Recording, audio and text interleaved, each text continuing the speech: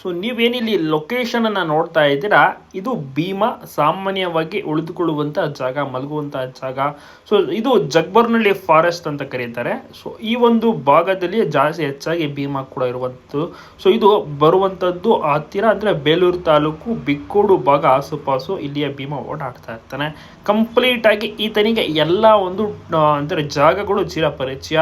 ಈ ಕಡೆ ಸುತ್ತಮುತ್ತ ಒಂದು ಹಳ್ಳಿಗಳಿಗೆ ಹೋಗ್ತಾನೆ. ಇಲ್ಲಿ ಏನಾದರೂ ಊಟ ಏನಾದರೂ ಸಿಕ್ಕಿದ್ರೆ ಊಟವನ್ನು ಅರಸಿ ಹೋಗ್ತಾನೆ. ಸ್ವಲ್ಪ ಮೇವು ಎಲ್ಲವನ್ನೂ ಕೂಡ ತಿನ್ಕೊಂಡು ಮತ್ತೆ ಒಂದು ಗುಂಪಿನೊಟ್ಟಿಗೆ ಈ ಒಂದು ಭಾಗಕ್ಕೆ ಬಂದು ಸೇರ್ಕೋತಾನೆ. ಸೊ ಇಲ್ಲಿಂದ ಬೇರೆ ಕಡೆ ಎಲ್ಲಿಗೆ ಹೋಗ್ತಾನೆ ಅಂತ ನೋಡೋದಾದರೆ ಇಲ್ಲಿ ಬಿಕ್ಕೋಡ್ ಎಸ್ಟೇಟ್ ಅಂತ ಕೂಡ ಬರುತ್ತೆ. ಸೊ ಆ ಕಡೆಗೆ ಸರಿತಾನೆ. ಸೊ ನೀವಿಲ್ಲಿ ನೋಡ್ತಾ ಇದ್ದೀರಲ್ಲ, ಇದು ಬಿಕ್ಕೋಡ್ ಎಸ್ಟೇಟ್ ಅಂತ. ಸೊ ಇದು ಕೂಡ ಒಂದು ದೊಡ್ಡದಾಗಿರುವಂಥ ಎಸ್ಟೇಟ್.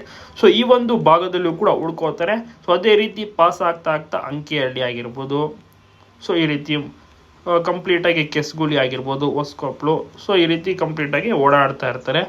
ತುಂಬ ಅಂದರೆ ತುಂಬಾ ದೂರದಕ್ಕೂ ಕೂಡ ಹೋಗಿ ಬಂದು ವಾಪಸ್ ಇಲ್ಲಿಗೆ ಬಂದು ಬಿಕ್ಕೋಡ್ ಭಾಗಕ್ಕೆ ಬರುವಂಥದ್ದು. ಸೊ ಒಟ್ಟಿನಲ್ಲಿ ಇದೇ ಒಂದು ಭಾಗ ಬೇಲೂರು ತಾಲೂಕು ಸಕಲೇಶಪುರ ತಾಲೂಕಿನಲ್ಲಿ ಓಡಾಡ್ತಾ ಇರ್ತಾನೆ ಭೀಮಾ. ಕೆಲವೊಂದು ಬಾರಿ ಗುಂಪಿಗೆ ಸೇರ್ತಾನೆ, ಇನ್ನು ಕೆಲವೊಂದು ಬಾರಿ ಆಚೆ ಕಡೆ ಒಂಟಿಯಾಗಿ ಕೂಡ ಓಡಾಡ್ತಾ ಇರ್ತಾನೆ. ಸೊ ಭೀಮನನ್ನು ನೋಡಿದ್ರೆ ಎಲ್ರಿಗೂ ಕೂಡ ಗೊತ್ತಾಗ್ಬಿಡುತ್ತೆ ಅದು ಭೀಮನೆ ಅಂತ. ಯಾಕೆಂದರೆ ಗುಂಪಿನಲ್ಲಿ ಆ ರೀತಿ ಒಂದು ಅಜಾನುಭವ ಒಂದು ಗಾತ್ರ ಆಗಿರ್ಬೋದು, ಹಳ್ಳಿಯವರಿಗೆ ಗ್ರಾಮಸ್ಥರಿಗೆ ಎಲ್ರಿಗೂ ಕೂಡ ಗೊತ್ತಿದೆ ಭೀಮಾ ಒಂದು ಸೈಜ್ ಪರ್ಸ್ನಾಲಿಟಿ, ಎಲ್ಲರೂ ಕೂಡ ಕಂಡುಹಿಡಿತಾರೆ ಅದು ಭೀಮನೆ ಅಂತ.